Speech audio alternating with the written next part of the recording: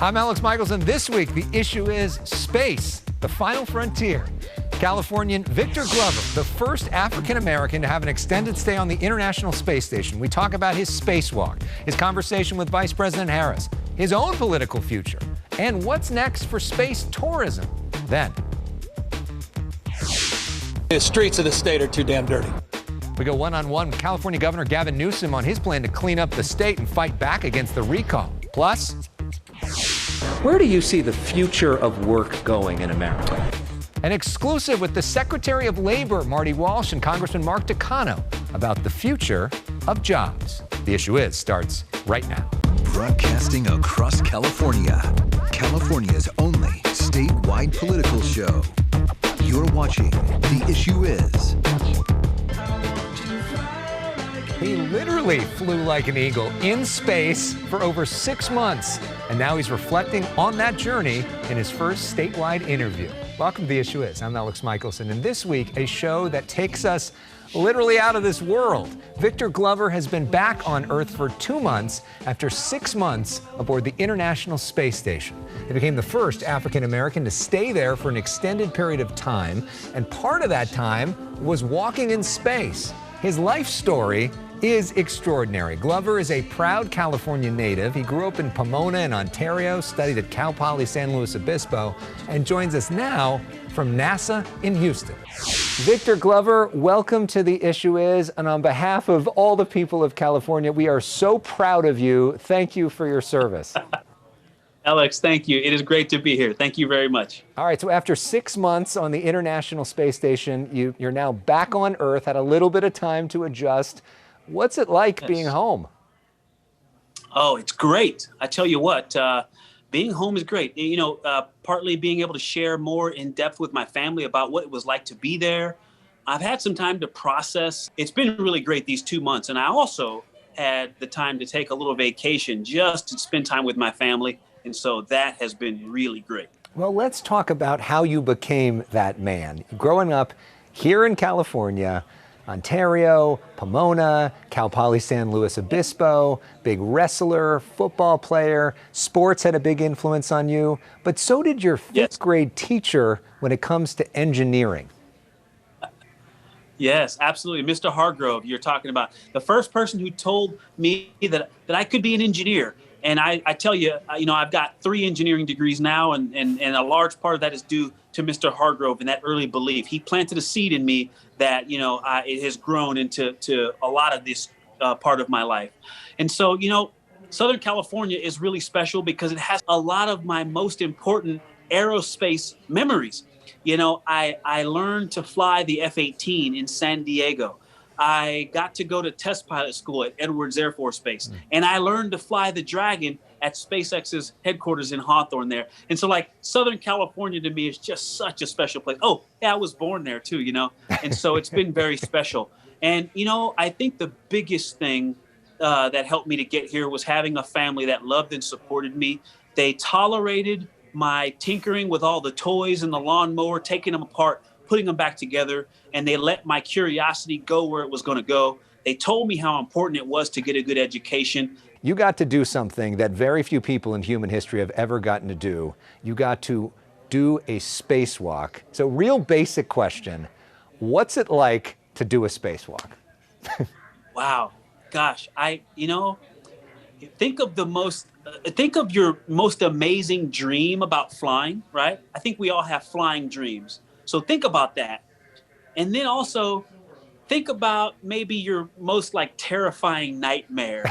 And it's got aspects of both, NASA astronaut Victor Glover working to get that APFR installed on the Canadarm2. All the training in the world, all the simulations, there is nothing to prepare you for that very first moment you spend outside the space station. And that's just something you have to do to experience it. And it was breathtaking, and it was just such an amazing thing to experience. But once we got out the door, we had work to do. So I couldn't just, float around, taking in the view. I had to go grab this big box, go get on the robotic arm, and get out there to work installing this antenna. And so it was also a very busy time. And I'm glad there were moments where I got to just reflect and check out the view but they were also very, very busy.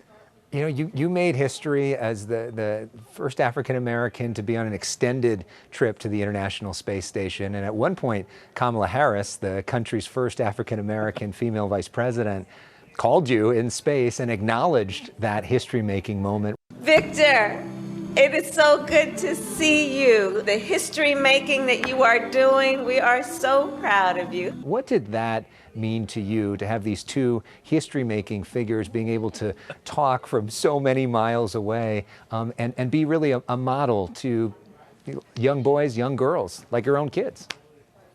You know, I think that, first of all, that beautiful, example for young kids, that never gets old to me. You know, I think I can summarize kind of the feeling. It was such a great event. And, I felt like the whole time I wanted to just go, "You're in the White House," and I felt like Vice President Harris wanted to say, "You're in space," and that's just how the whole thing felt. I think both of us really had an appreciation for what the other was doing, and she said something that I parroted in that interview, that, being the first is good, but it's important to make sure that you're not the last. And I think we both said something like that during that event as well. And that's something that her mother said to her multiple times throughout her life.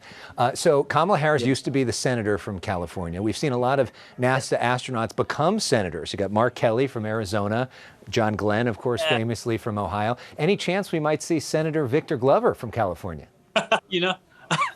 Great question. I tell you, it's not in my short-term plan. I love public service. I've been in the Navy 23 years now, at NASA 8, and I have loved every moment of it, and I would love to continue to serve the public. And if that becomes the way that we, my family, and I think we could do the most good, then I would consider it, but I would say right now it's not in my top list of things to do, just because the folks I've listened to talk about campaigning and what that's like. It sounds pretty grueling. And if someone wants to appoint me to something, hey, again, I love public service and I'll put my best foot forward, but I would love to avoid the campaigning if I could. In the political world, he just did not say no, which means it's probably a yes. No, just kidding. What is the long-term plans? Is it the moon? Is it Mars? Any interest in either of those? Well, the long-term plan, is to watch my kids grow up and chase their dreams. But career-wise, we're starting this Artemis program, and we've got a lot of exciting things coming on the horizon. And if the future involves another mission, then, hey, I'll wait until NASA brings that up. But I'm not chomping at the bit to talk about leaving home again just yet. I'm happy to be right here with my feet on the ground. A couple other quick questions before we wrap up. We sort of see this battle of the billionaires right now, right? At Elon Musk, Richard Branson, Jeff Bezos, all have their own space companies in different ways. Space tourism, but going to become a thing within the next year. What do you make of that? And where do you see the future of space travel? And the inspiration that comes from human spaceflight, it's not this soft, fuzzy thing that's just purely emotional. It turns into, industrial activity, academic activity. It affects the economy and our society. So that inspiration is a real tangible thing. These billionaires may be leading the charge, but it's to get more regular people in space. Mm-hmm. They want to see, like the airline industry in its early days, it's going to go from this thing that is a little bit economically prohibitive to something that people can see themselves doing. And it makes us put our best foot forward in everything, science, medical, in everything that we do. As a little kid that was obsessed with Star Trek and still is, sign me up for whatever trip in whatever way. I love the Final Frontier. Let's do it. Quickly, we play a game called Personal Issues on our show. This is where we put 30 seconds up on the clock and we get to know you with some of your pop culture favorites and other things, beyond just the space stuff. So here we go. I don't know how up to date you are and everything after spending 6 months in space, but here we go. Ready? What's your favorite TV show? I watched The Expanse in space, if that counts. Favorite movie? Okay, a new one. So Tenet. I watched Tenet in space, and I really enjoy that. That's a great movie. Favorite athlete? Marcus Allen. Favorite sports team? Team USA. I love the Olympics. Good I really answer. like the Raiders, but I love the Olympics. Favorite book? Team USA. Favorite book? I read the Bible frequently, probably the one thing I read the most, but I also was really impacted by Richard Hofstadter's Paranoid Style of American Politics. Really, like, super impactful. Meal you miss the most in space? Fresh greens, salad, just fresh vegetables in general. And have you had In-N-Out yet since you've come back? Not yet. I got to get to a plate. We don't have one down here. I know. Isn't that tragic? Yeah, that is tragic. And who's your role model? My mother and my father, my stepmother, my grandparents. Like I said, it is not lost on me what they did, the sacrifices they made to support me. And so they are all collectively my role models and who I try to emulate.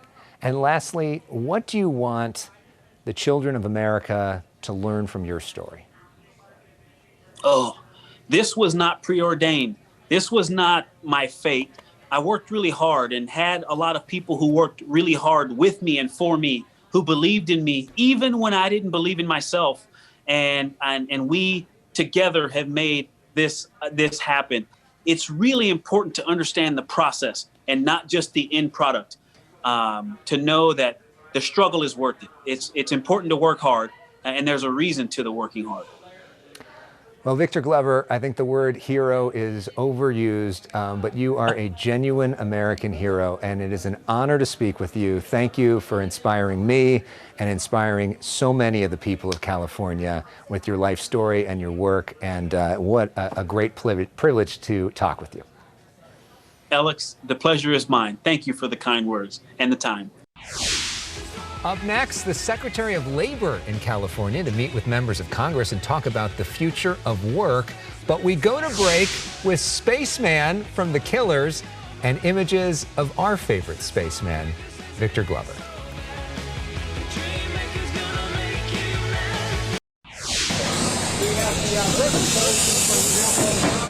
This week, the Secretary of Labor attending several events throughout California, pushing the president's agenda when it comes to the economy.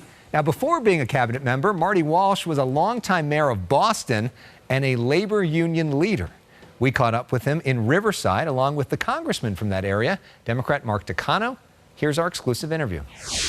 Secretary Walsh, Congressman Takano, welcome to The Issue Is. Nice to have you on for the first time. Nice to have you in California, a Boston guy, right? Yeah, no, it's great to be here. It's great to be on your show for the first time, and excited to see what Mookie Betts did, taking the World Series away from Boston and bringing it to LA. Still have to think about that. Could happen again this year, as President Biden just said. We could see the Dodgers back. Kamala, I think we may be doing this again by the end of the year.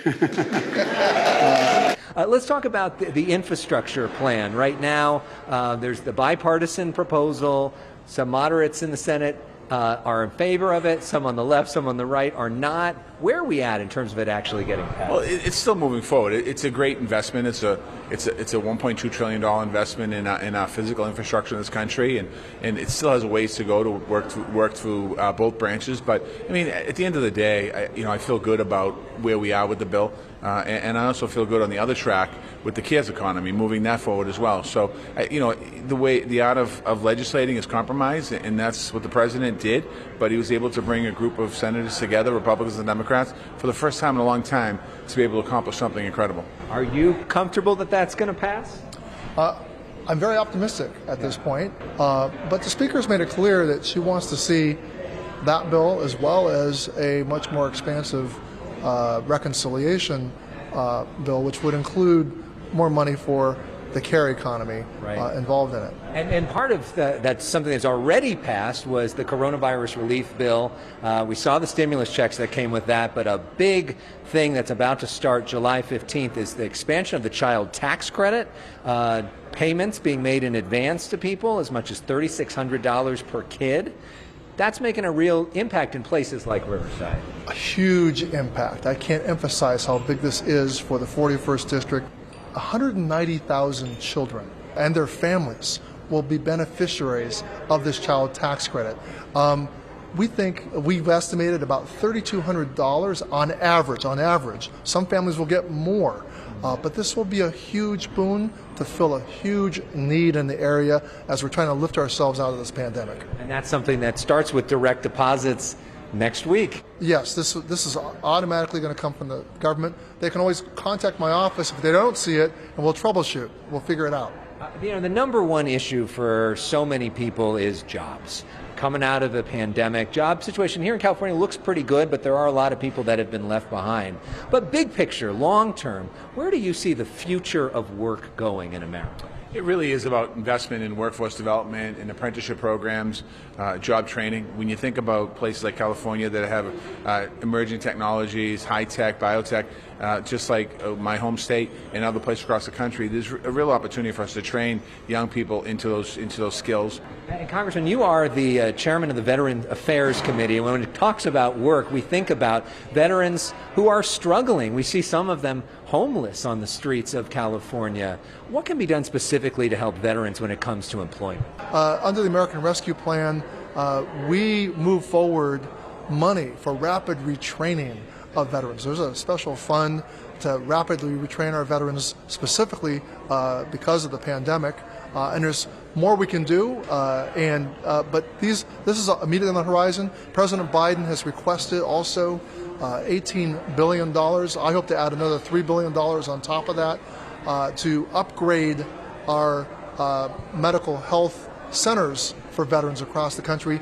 American people support that by a huge, huge margin. It's one of the most popular parts of the president's package. And just lastly, paint a picture for us, because we hear about work and automation and computerization and changes that are coming. Where do you see the workforce 10 years from now, 15 years from now? What does work in America look like? Well, I think it's really important that we pass these two infrastructure bills because it is laying down a foundation for the future of the workforce in America. And I think without them, it's very hard to paint a rosy picture. I think with these two packages, the CARES economy, Build Back Better, the infrastructure bipartisan bill, we really have a great opportunity to continue to lead the world in technology and innovation and create opportunities for everyone to access those jobs. So the future to me looks like elder care and the people who do elder care, the people who do child care, not even talking about early child educators, that they are respected and paid for the great work that they do. And in the short term, it is one of the things that's holding us back. Even people who can pay full freight for child care, they can't find slots in child care centers because they don't exist. We have to build that infrastructure, and that's why it's so necessary to pass the American Families Plan alongside the $1.2 trillion infrastructure bill. And just lastly, as a Boston guy, what do you make of California? How's this day going? What do you think of our area?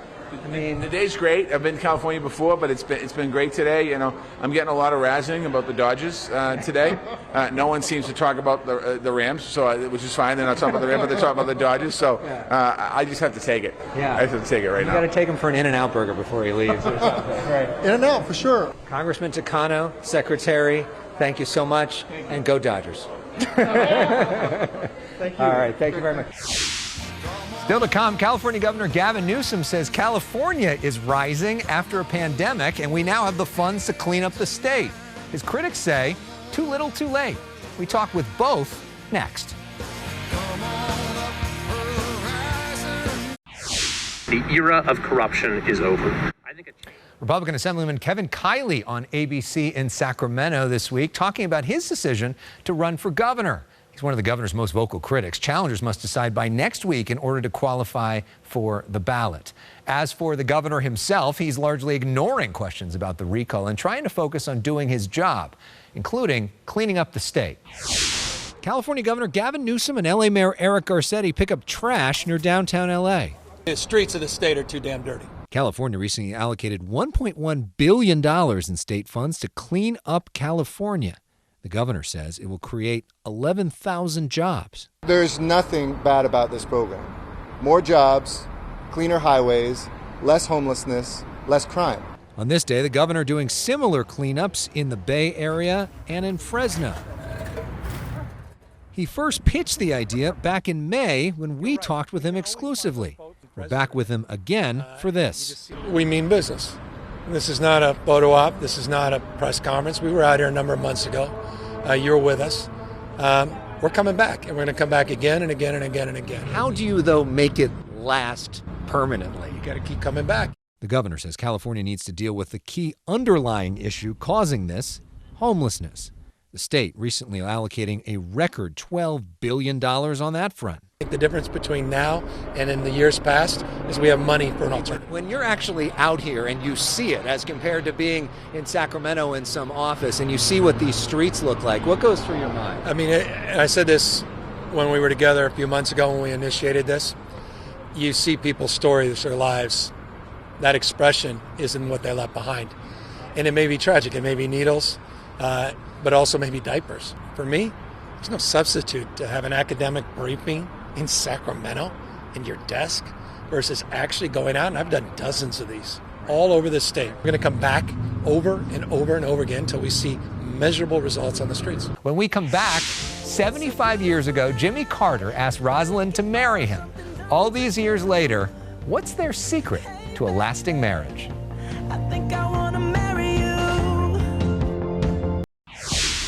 Next week, an exclusive sit-down with the U.S. Secretary of Education, Miguel Cardona, on schools coming back after the pandemic. But we end this week with a presidential love story. This week, the Carters became the first presidential couple to celebrate their 75th anniversary. On PBS, Judy Woodruff asked them, what's their secret? We give each other space, and we try to do things together. We're always looking for things we can do together. At the end of the day, we try to become reconciled and overcome all the differences that arose during the day. We also make up and give each other a kiss before we go to sleep.